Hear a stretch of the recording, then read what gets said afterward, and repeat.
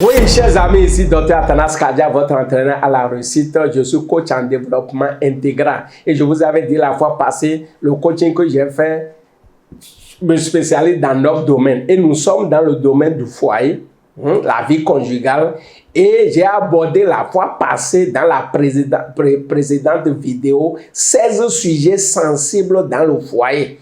16 sujets sensibles qui peuvent détruire votre foyer. Et nous avons d'abord vu 5 sujets sensibles. Nous avons parlé de l'argent, le sexe, soins et habitudes corporelles. Nous avons parlé des beaux-parents et nous avons parlé également de l'usage du temps de loisir. Voilà. Donc, aujourd'hui, nous allons encore aborder 5 domaines sensibles. Nous allons encore aborder 5 domaines sensibles. Et quels sont ces sujets sensibles? Donc, 5 sujets sensibles qui peuvent aussi vous causer de problèmes dans le foyer. On va aborder 5. Et le premier domaine ici qu'on va voir, on va voir l'ambition et le développement professionnel. Deuxièmement, nous allons voir l'acquisition des propriétés. Troisièmement, nous allons voir les habitudes concernant le manger. Les habitudes concernant le manger, voilà. Et maintenant, nous allons voir les travaux de la maison. Les travaux de la maison. Et nous allons voir la cuisine. Voilà. Voilà les 5 domaines que je vais aborder. Et après, dans la troisième vidéo, on aura les 6 sujets sensibles restants. Voilà. Premier sujet, donc 6e sujet sensible dans le foyer, c'est l'ambition et le développement professionnel. Les ambitions et le développement professionnel. Vous savez, quand vous venez dans le foyer, vous voyez, chacun a une vision, chacun a un objectif à atteindre dans la vie avant de se marier. Maintenant, quand vous venez dans le mariage, en principe, l'ambition doit continuer, la vision doit continuer. On ne se marie pas pour faire noyer ses visions. Quand tu as un rêve, pendant les fiançailles, dis à ton mari, dis à ton partenaire ton rêve. Discutez de votre carrière, discutez de tout ce qui concerne le développement professionnel, votre ambition, partagez avec votre partenaire pour qu'en son temps, votre partenaire puisse vous accompagner. Mais si vous n'avez pas discuté assez de ça, et c'est maintenant que vous venez dans le foyer, pour discuter de ça, des fois ça amène des complications. Donc, attendez-vous pendant les fiançailles d'abord que ton partenaire soit prêt à t'accompagner pour accomplir ta vision. Normalement, ça doit être comme ça. Vous allez voir, dans le jardin d'Éden, Dieu a créé le jardin et a mis Adam dans le jardin. Et lui a dit de s'occuper du jardin, d'entretenir le jardin. Et Adam était en train de faire son travail. Il était dans cette vision. Maintenant, Dieu a vu que maintenant, il faut qu'on l'aide. Donc, Dieu a envoyé la femme maintenant pour l'aider à accomplir sa vision. Normalement, votre foyer, le mari doit t'aider à accomplir ta vision. C'est pour ça qu'il faut bien discuter de ça quand vous êtes ensemble. Est-ce que c'est la vision de l'homme qu'on va se mettre ensemble pour accomplir ou bien la vision, le rêve de la femme? Parce que tu as telle vision, ta femme a telle vision et tu vois que la vision de ta femme est noble et ça peut vous amener rapidement en haut. Il faut l'accompagner. Donc c'est de ça qu'il s'agit. Maintenant, si vous ne vous entendez pas, ça va vous causer des problèmes dans le foyer. Je me rappelle, il y avait un couple qui devait se marier. Et la femme est venue me voir pour dire que vraiment elle veut se marier, voilà le monsieur, la thèse dans ses sentiments, tout ça là. Je lui ai dit, toi-même là, quel est ton rêve dans la vie? Qu'est-ce que tu veux réaliser dans la vie? Parce que quand vous vivez et vous n'avez pas de rêve là, c'est-à-dire vous ne vivez pas. Vous devez vivre pour accomplir votre rêve. Vous devez vivre pour accomplir quelque chose de grand. Et que après même votre départ, votre rêve, votre vision continuera de parler de vous. Donc, elle a parlé de sa vision. Et je dis, mais l'homme là, elle est quoi, j'ai vu, elle m'a parlé de l'homme. L'homme n'a pas tellement évolué. Et elle dépasse déjà l'homme en matière d'éducation, en matière de niveau intellectuel. Et encore ambition, quand elle va se marier, de continuer de continuer les études pour aller vraiment loin. Pendant que l'homme, je ne vais pas aller trop en détail. Maintenant, je lui ai dit, si telle est ta vision, si c'est ça, toi, ta vision, celui-là ne peut pas t'aider à accomplir la vision. Parce que d'abord, sur le plan intellectuel, tu es en avance sur lui. C'est déjà un gêne pour lui. Maintenant, toi, tu dis, quand vous allez vous marier, tu vas encore continuer dans tes études, d'avoir plus de diplômes, aller jusqu'à... Elle n'était même pas encore allée à l'université. Donc, je dis, si c'est ça, et pendant que ton mari est illettré, ça ne peut pas t'aider. C'est ce que moi j'ai dit. Mais je ne peux pas m'imposer. Quand elle vient chez nous, tu parles, parce que le coach va te dire ce que tu veux faire là. Voilà les avantages, voilà les inconvénients. Et toi-même, tu choisis. Le coach ne s'impose pas à quelqu'un. Le coach n'est pas un conseiller pour dire tu dois faire ceci, tu dois faire ceci. Non. Le coach attire ton attention pour dire ça là que tu veux faire. Il faut regarder ceci, il faut regarder ceci, il faut regarder ceci. Avant de savoir décider. Donc je dis, analyse très bien et sois sûr que ton rêve là, cet homme-là est prêt à t'aider à accomplir le rêve. Après, ils se sont mariés, il y a problème dans le foyer jusqu'à aujourd'hui. Clair et net. Parce que si vous ne discutez ça bien de ça, ambition et développement professionnel, jusqu'où je vais aller, et dit ça dès le début pour qu'on prenne des dispositions par rapport à ça. Souvent, les hommes n'aiment pas que leurs femmes évoluent. Il y a certains hommes même qui ont peur que leurs femmes les dépassent. Moi, j'ai vu que c'est pas sage, c'est pas intelligent. Parce que si ma femme me dépasse, c'est une bonne chose. Si j'aide ma femme à évoluer, c'est pas une bonne chose. On va dire, c'est la femme de qui? On va dire que c'est ma femme, c'est mon honneur. Mais il y a certains hommes qui n'aiment pas ça, parce que leur peur, c'est quoi? Si ma femme évolue trop, elle peut m'abandonner en chemin. Si ma femme est plus riche que moi, elle ne peut pas me respecter. Si ma femme a évolué plus que moi, non. Si la femme connaît son foyer, même elle peut être présidente de la République. Elle doit respecter son mari. Parce que ce qu'elle fait avec cet homme, elle ne peut pas faire ça avec tout le monde. Donc, par conséquent, elle doit respecter la personne. Parce que la personne à qui tu te livres, c'est que la personne a une importance à tes yeux. Sinon, tu ne peux pas te laisser à la personne. Donc, effectivement, il y a certaines femmes, effectivement, que si leur mari les aide à évoluer, ainsi de suite, là, des fois, ça amène des problèmes dans le foyer.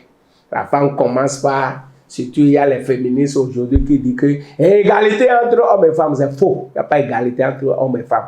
Dieu sait pourquoi elle a créé l'homme. Dieu sait pourquoi elle a créé la femme. C'est complémentarité, c'est les deux venant ensemble qui constituent vraiment un foyer. Et c'est de là que de bonnes choses vont sortir. C'est de ça qu'il s'agit. Donc, ça là aussi amène des problèmes. L'ambition et le développement professionnel. Ça amène des solutions. Donc, vous les célibataires, discutez bien de ça avant de vous engager. Que votre mari soit prêt à vous accompagner, à accomplir votre vision. Que votre femme soit prête à vous engager. Puisque si vous ne discutez pas de tout, par exemple, si toi tu es homme et tu dis que quel que tu es en train de voir, tu vois que Dieu peut, il se pourrait que, je parle de croyants, hein, puisque c'est des choses qui se passent. Peut-être toi tu vois que tu es en train de sentir l'appel de Dieu dans ton cœur. Qu'il pouvait arriver que tu deviennes un serviteur de Dieu, un pasteur. Discute avec ta femme d'abord. Il ne faut pas cacher ça. Parce que si tu caches ça et que vous êtes mariés, vous êtes ensemble, et après tu dis que Dieu t'appelle, la femme va te dire que c'est toi que Dieu a appelé, Dieu ne l'a pas appelé. Et ça va amener des problèmes dans le foyer. Tu ne peux pas accomplir ton ministère. Donc c'est pour cela que je dis souvent aux gens, c'est très très important que vous ayez votre rêve, votre vision d'abord avant de vous marier. Et je conseille aussi aux gens de connaître votre mission de vie avant de vous marier. Parce que si vous ne connaissez pas encore votre mission de vie avant de vous marier, ça amène des problèmes. Après, quand vous allez vous précipiter, vous marier, après tu vas te rendre compte que ce n'est pas la femme que tu devais marier, ce n'est pas l'homme que tu devais marier parce que tu vois maintenant que ta vision, tu vois maintenant que ton rêve, celle-là n'est pas prête à t'accompagner, celui-là n'est pas prêt à t'accompagner pour ça, ne peut pas t'aider à accomplir ta mission de vie. C'est pour ça que vous allez voir, dans certains couples, c'est après que l'homme a dit que Dieu m'a appelé et ainsi de suite. Même si ce n'est pas encore clair, dis à ta femme que, et s'il arrivait, donc il faut poser des bases. Hein. Madame, s'il arrivait que Dieu m'appelle dans son œuvre, après il va devenir pasteur. Il y a certaines femmes qui n'aiment pas épouser les pasteurs. Et elles ont leurs raisons. Moi, il ne peut pas dire quoi que ce soit. Chacun a son choix. La vie, c'est un choix. Il y a certaines femmes qui ne veulent pas épouser un pasteur. Donc, par conséquent, quand toi, tu dis que tu es croyant et tu es en train d'aller dans les fiançailles, dis à ta femme, et s'il arrivait, c'est toi qui sais comment Dieu te dirige, tout ça. Et s'il arrivait que Dieu m'appelle, sinon, tu vas après en jeune dire, Dieu t'a appelé et la femme va te laisser. Et voilà que tu es devenu pasteur et ta femme t'a abandonné. Tu vas te remarier, comment tu vas gérer ça? Ça devient compliqué. Ou bien tu vas au champ de mission, ta femme refuse de te suivre. Tu vois que tu mets ta vie en danger. Donc, c'est pour cela que nous devons beaucoup faire attention par rapport aux ambitions et le développement professionnel. Parce que des fois, quand vous allez venir ensemble, si l'autre veut se professionnaliser, continuer, ça demande de l'argent. Est-ce que tu es prêt à l'accompagner? Donc, il faut que nous vérifions tout ça sur là. Donc, ça, c'est le 6e sujet sensible qui cause de problèmes dans le foyer pour casser le foyer. Maintenant, 7e sujet sensible, c'est l'acquisition des propriétés. L'acquisition des propriétés. Et vous savez, si le problème d'argent est mal géré, c'était le premier sujet sensible. Si le sujet sensible de l'argent, vous n'avez pas bien géré ça, ça va vous rattraper ici. Si vous n'avez pas bien géré le premier sujet sensible pour ce qui concerne l'argent, vous aurez des problèmes au niveau de l'acquisition des propriétés. Parce qu'il y a certaines personnes, l'homme veut payer son terrain, la femme veut payer son terrain. Maintenant, et vous avez des enfants, vous payez ces choses-là à qui? Ce n'est pas à vos enfants.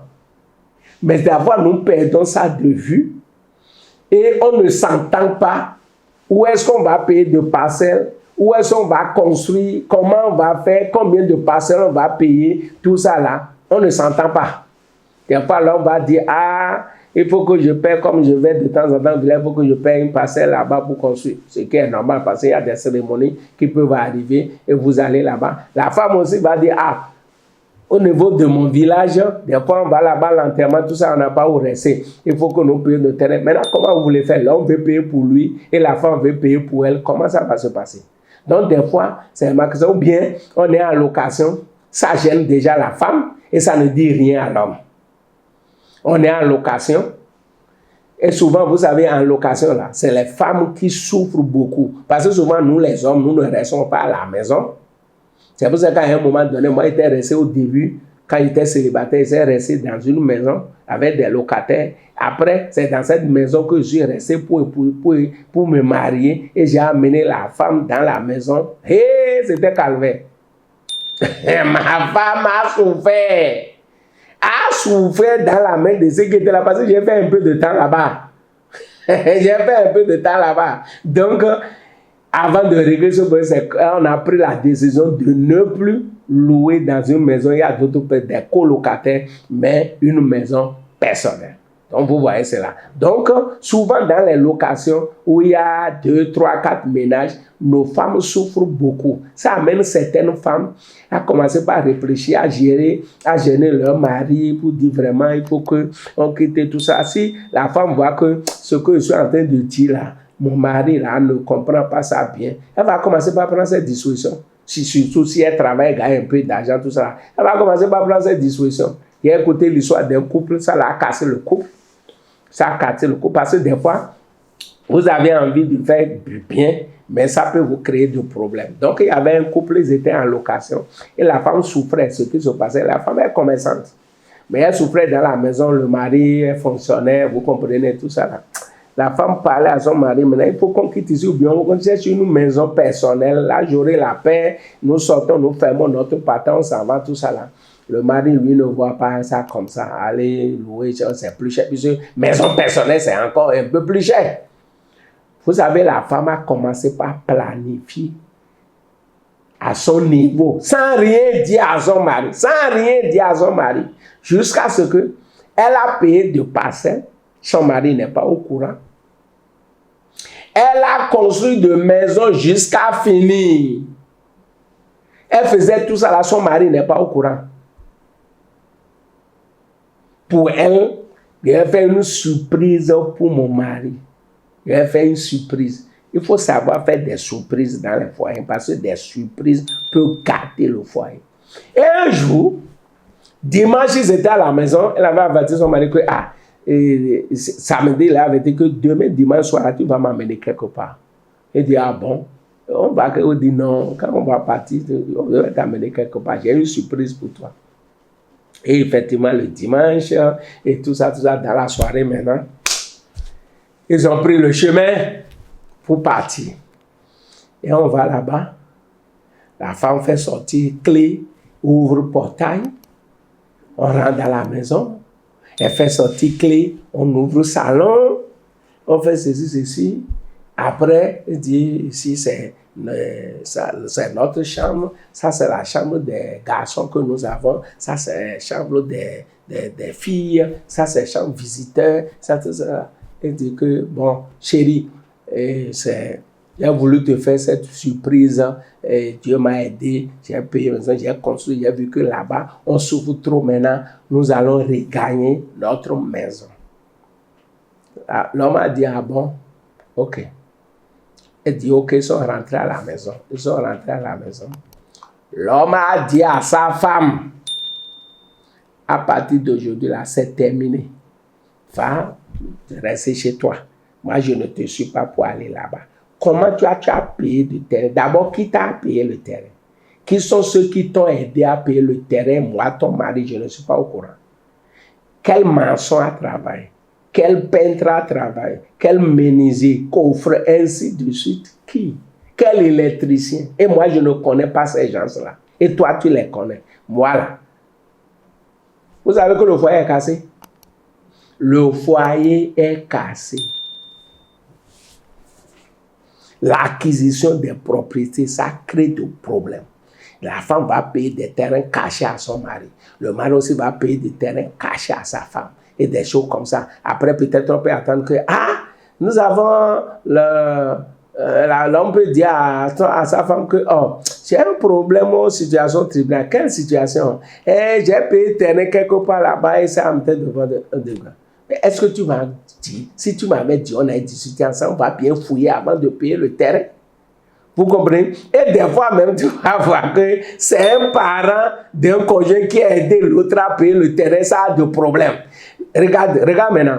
Si l'homme a payé un domaine, et maintenant, c'est peut-être un ami, un beau-frère, chose là, qui l'a aidé à avoir ça, il n'a rien dit à sa femme, ou bien c'est la femme qui a payé le terrain, c'est un ami, un parent qui l'a aidé à avoir ça, il y a problème. Problème vient pour lui, il y a problème dans tout le foyer. Donc, mes amis, acquisition des propriétés là, entendez-vous par rapport à ça.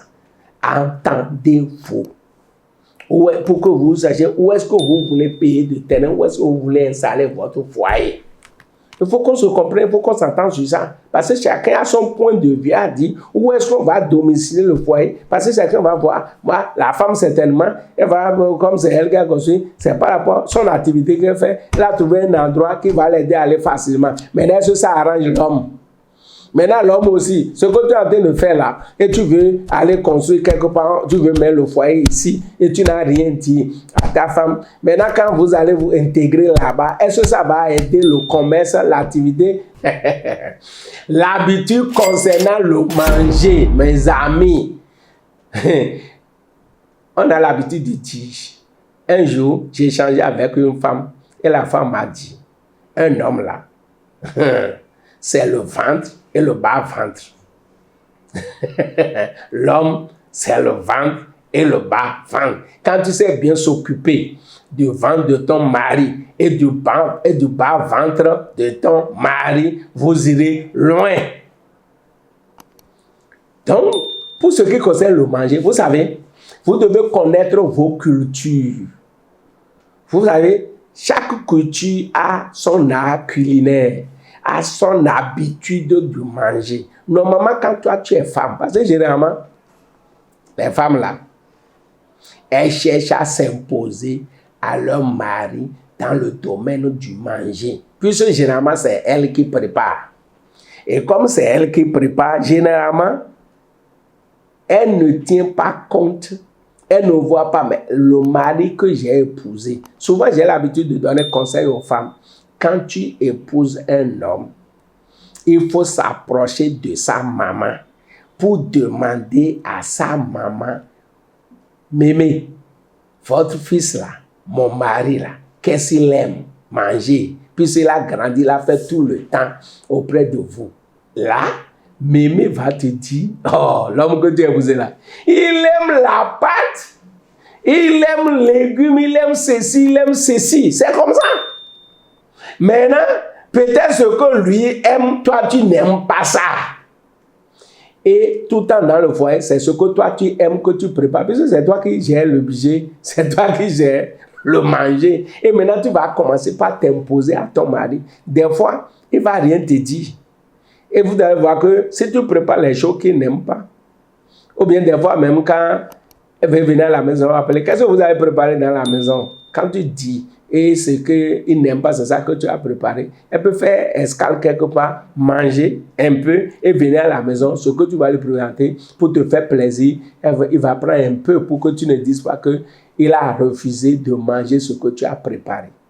Donc, mais les femmes surtout, les femmes, puisque c'est vous qui gérez notre manger, à des moments donnés, posez la question à votre mari, qu'est-ce que tu aimes? Souvent, des maris comme moi, nous disons que ce que tu veux là, il faut préparer. Mais en réalité, pour réussir dans ce domaine, tu dois t'approcher. Tu dois t'approcher de ta belle-mère, la maman de ton mari. Quels sont les mets que ton mari aime? Ce n'est pas ça que vous allez préparer tout le temps, mais de temps en temps, tu prépares ça. De temps en temps, tu prépares ça. Et l'homme aussi, si tu aimes vraiment ta femme, à des moments donnés, tu vas demander à son mari ou bien demander à ta femme, qu'est-ce que vous dans votre culture, qu'est-ce que vous aimez? Je veux manger. Voilà. Elle va préparer, mais ce n'est pas carte blanche qu'on t'a donné et c'est ce que vous avez dans votre culture. Par exemple, au Bénin ici, les gens du Zou aiment les légumes. Tu ne peux pas épouser une femme de Zou sans manger légumes avec moutarde, tout ça, tout ça. Les gens du Nord, c'est ayant pilé. Ayant pilé. Moi, ma culture, on a deux nourritures capitales. Ça, c'est le dacoin et le vlakpa. Voilà, les deux là. Quand tu prépares ça à un pédale comme moi, non, il n'y a pas de souci. Donc, c'est pour dire quoi? L'habitude concernant le manger, on doit respecter ça pour chacun. À des moments donnés, l'homme va faire des sacrifices. Si la femme a préparé ce qu'elle aime, elle va manger bien. Toi aussi, fais un effort pour manger un peu. C'est pour ça que ce qui est conseillé, si nous avons les moyens, quand on veut manger à la table, elle doit avoir un peu de tout. Tu dois avoir un peu de tout, fruits, tout ça là, pour que quand tu prends ceci un peu, tu puisses compenser avec d'autres choses. C'est la pauvreté qui fait qu'on s'assoit à table, c'est la pâte et une chose qui est là, on mange, ça s'arrête là. Dieu va nous aider. Dieu va nous aider. C'est pour ça que vous allez voir chez les blancs sur la table, il y a beaucoup de choses pour que quand tu manges là, tu puisses quitter la table et satisfaire. Parce que si vous avez un seul repas et ce qu'on a préparé, tu n'aimes pas ça, tu fais comment? Donc, nous devons nous comprendre à ce niveau. À des moments donnés, la femme va préparer ce qu'elle aime, faire lui plaisir en mangeant un peu et tout ça là. Et les femmes aussi prévoient de fruits pour que vraiment, quand elle prend un peu, puis qu'on s'en présente à des fruits. Maintenant, quand c'est ce que l'homme là aime, que vous avez préparé, la femme, toi aussi, fait lui plaisir, mange, ainsi de suite. Donc, c'est comme ça. Mais quand vous négligez ça, il y a d'autres choses. Vous voyez, certaines personnes, ça dépend de là où chacun a grandi. On mange avec la main ou on mange avec cuillère et fourchette. Moi, c'est difficile pour moi de manger avec la main. Je vais tacher ma chemise et tout ça. Mais pour certaines personnes, c'est des fois, on est en train de manger, certains me disent, mais on ne mange pas ça là avec cuillère. Il faut manger avec la main. Et c'est tout. Je dis non, moi. Non, vous comprenez. Donc, il y a tout ça là. Donc, tu dois prévoir tout ça. Ce n'est pas dans votre culture, on mange avec la main, que tu vas imposer ça à ton partenaire qui doit manger avec la main. Et tu as l'habitude de manger avec la main. Maintenant, pourquoi tu veux le forcer à manger avec la main? Est-ce qu'il a l'habitude de manger avec cuillère? Pourquoi tu veux le forcer? Maintenant, toi qui n'as pas l'habitude de manger avec cuillère, avec fourchette là, tu dois commencer par apprendre ça aussi parce que des fois, vous allez sortir et vous allez à une réception et on vous dépose les fourchettes et tout ça là. Maintenant, comment tu fais? Et on n'a pas prévu l'eau pour laver la main. Et tu dis, donnez-moi de l'eau, je vais laver la main. Non, mes amis, donc tout ça là, on doit apprendre ça à la maison, on doit s'habituer à certaines choses, à certaines pratiques, tout ça là. Il y a beaucoup de choses dans ce domaine, hein, parce que des fois, vous allez à une réception, on a présenté 3 différents verres.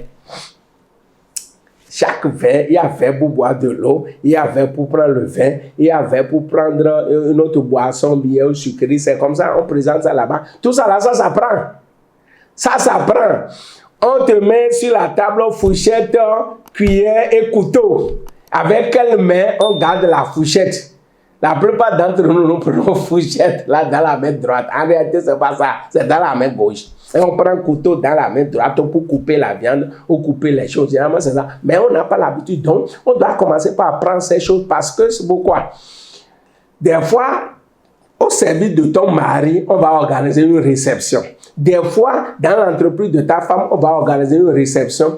Ton mari va sortir avec toi, ta femme va sortir avec toi. Pourquoi il ne faut pas vous indisposer?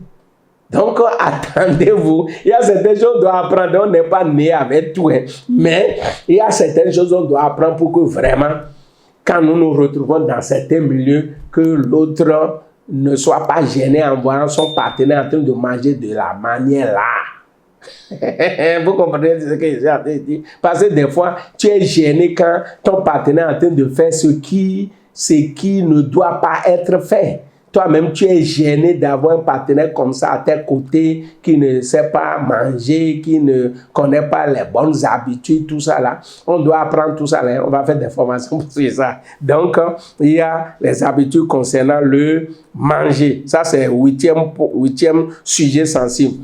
9e sujet sensible, c'est les travaux de la maison. Les travaux de la maison. Oui, ça là aussi, ça cause un peu de problèmes. Il y a certaines personnes qui ne s'occupent pas bien de la maison. Alors que le cadre de vie doit être assaini, doit être propre. Il y a certaines personnes qui ne supportent pas ça. Maintenant, le problème, c'est quoi? Surtout là où le mari est fonctionnaire, la femme est fonctionnaire. On va voir ça aussi tout à l'heure au niveau de la cuisine. Là où le mari est fonctionnaire, la femme est concernée. Comment on va faire le nettoyage dans la maison? Puis à des moments donnés, mais le cadre où vous vivez, ça doit être propre. Ça doit être propre. C'est pour ça que ceux qui ont de moyens, ils font abonnement seulement. Ils trouvent une structure qui s'occupe du nettoyage de la maison. On va nettoyer le sol, les carreaux si vous habitez dans une maison où il y a de tout ça là. Le nettoyer, ça, tout ça donne des problèmes. Hein? La vaisselle, comment on va faire ça? Parce que des fois, vous savez, des fois, dans la mentalité de certains hommes-là, c'est leur femme qui doit laver leurs habits. Tu as vu ça où? Ça, tu as vu ça au village? Tu as vu ça avec ton père ou ta maman est ménagère, ta maman n'est pas fonctionnaire et elle prend les habits de ton père et lave. Ta maman est ménagère, ta maman est villageoise, ta maman est illettrée et prend les habits de son mari et lave. Maintenant, toi, tu as grandi, tu as étudié, tu as épousé une femme intellectuelle.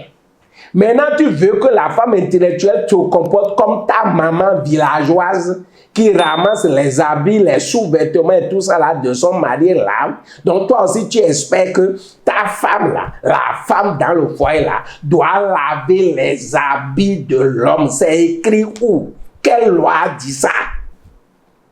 Et ça cause de problèmes dans les foyers. On va dire que non, ma femme n'aime pas, elle ne fait pas de vaisselle et tout ça là.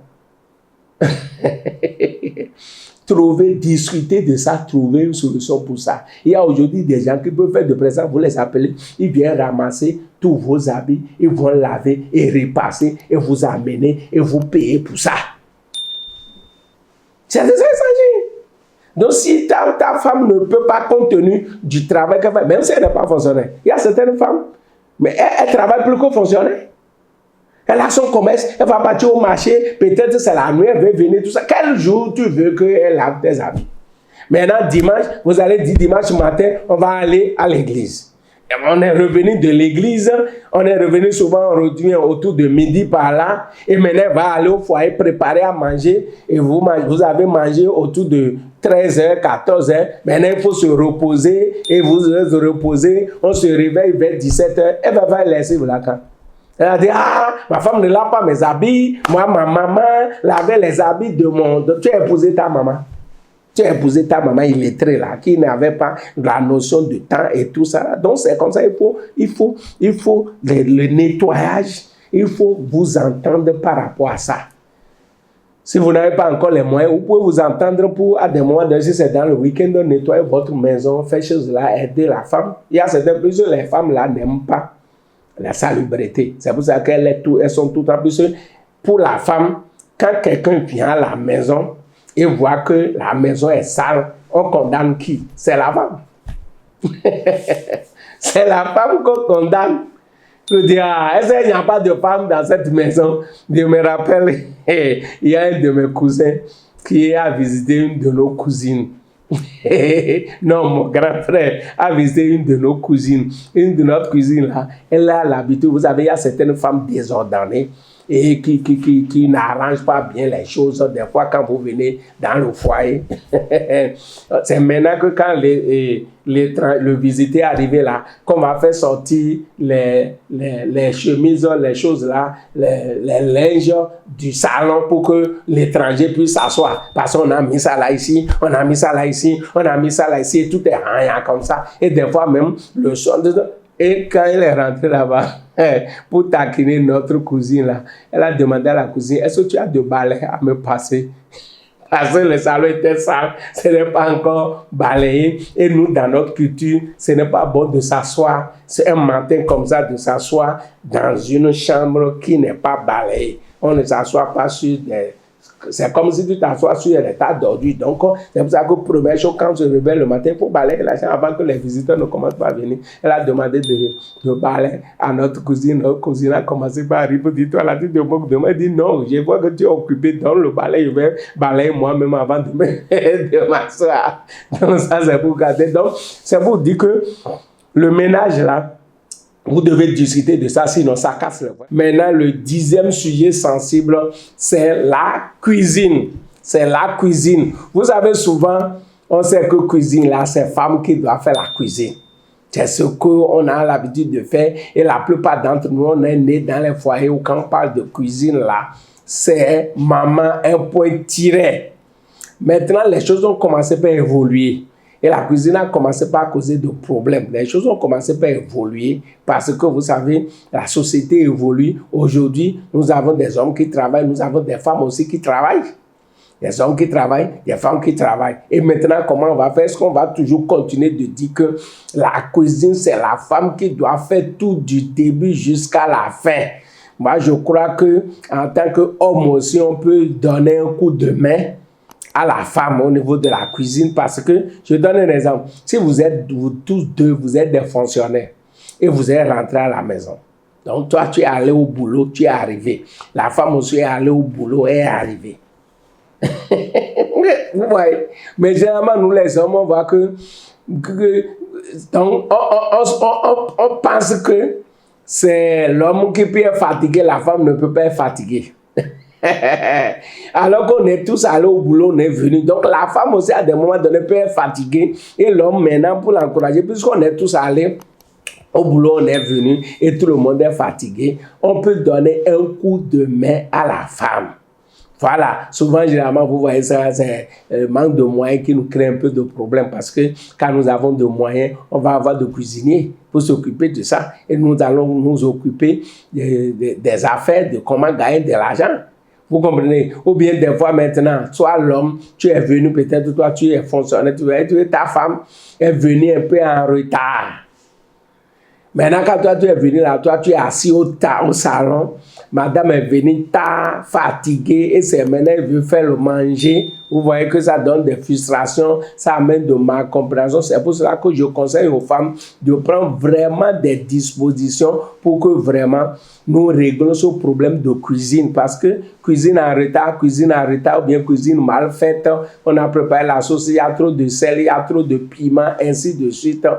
Et que pour rien du tout, parce que vous allez voir certaines personnes, on est à table peut-être, madame n'a pas fait attention et le sel est un peu sorti dans le manger, ça vient dire, ah, qui a préparé ceci là? Et quand tu commences pas à parler comme ça, qui a préparé ceci alors que tu sais que ta femme, elle a mis tout le soin qu'il faut, c'est la nourriture de mon mari, tout ça, on peut faire erreur. Donc on n'a pas fait palabre parce que le sel est un peu dans la cuisine, dans le manger. On ne peut pas faire palabre ou bien le piment là, c'est un peu trop. Non, on n'a pas besoin de faire palabre par rapport à ça. Et qui a préparé ceci? Une bonne même ne peut pas préparer comme ça. Non, ce n'est pas bien. Nous devons beaucoup faire attention. Et aussi, cuisine cause des problèmes. Des fois, il y a des gens qui ont de bonnes. Dans des couples, il y a de bonnes. Mais la femme a tendance à laisser la nourriture de son mari à la bonne. La bonne n'est pas là pour préparer à manger pour ton mari. Non, elle peut chauffer des choses, elle peut faire certaines choses, mais tu dois prendre des dispositions, te préparer, même si tu es occupé n'importe comment. Il faut voir comment tu vas faire pour apprêter certaines choses. Aujourd'hui, on a des choses pré-cuites. C'est de ça qu'il s'agit. Je me rappelle quand j'étais aux États-Unis avec mon jeune frère qui était dans un couple. Vous savez, là-bas, il faut aller là-bas pour voir comment les gens souffrent, comment les gens travaillent. Hein?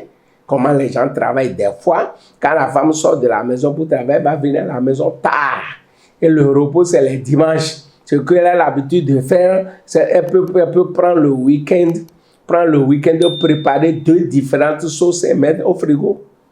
Ou bien au congélateur pour que, à des moments donnés, quand le mari vient et elle n'est pas là, ou bien quand nous on est mangé, elle n'est pas là, on veut manger, elle n'est pas là, on peut faire sortir la sauce, prendre sa part, chauffer et manger. Donc, vous pouvez trouver toutes les formules. Sinon, cuisine aussi, ça crée des problèmes dans le foyer. Oui, on sait qu'on doit courir, tout le monde doit courir pour gagner de l'argent, le mari comme la femme, oui, mais il y a un prix à payer à ce niveau-là. Donc, les femmes doivent prendre les dispositions qu'il faut pour bien s'occuper de la cuisine elle-même. Ce n'est pas tout, on va laisser à la bonne.